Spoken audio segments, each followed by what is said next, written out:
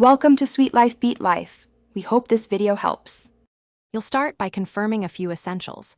You need an administrator account, a working internet connection, and the VPN server address plus credentials. Once you have those, open Settings, go to Network and Internet, and select VPN. Click Add a VPN connection to begin creating the profile. Make sure the VPN provider field is set to Windows, built-in.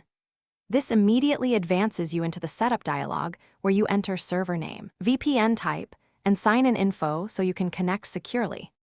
Next, you configure the connection details. Select the VPN type that matches your provider.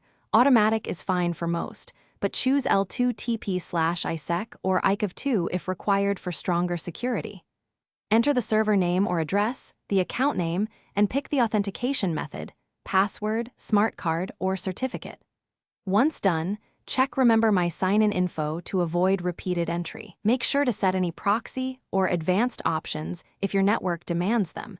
Then save the profile so Windows can initiate the connection.